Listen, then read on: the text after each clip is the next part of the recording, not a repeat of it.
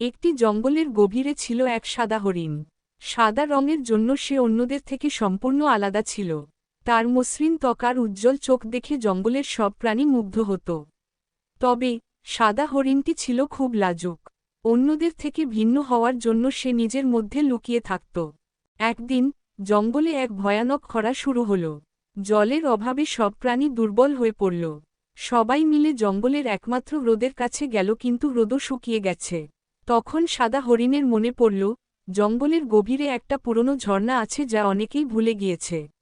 সে সাহস করে সবাইকে সেখানে নিয়ে যাওয়ার প্রস্তাব দিল। সবাই তার কথা শুনে হেসেছিল, কিন্তু হরিণের সাহস দেখে তারা অবশেষে তাকে অনুসরণ করল। দীর্ঘ পথ চলার পর তারা সেই পুরনো ঝর্ণায় পৌঁছল এবং জলের দেখা পেল। সাদা হরিণের কারণেই জঙ্গলের প্রাণীরা জীবন ফিরে পেল। তারপর থেকে সাদা হরিণ আর নিজেকে আলাদা মনে করত না। সে বুঝেছিল, ভিন্নতা কখনো কখনো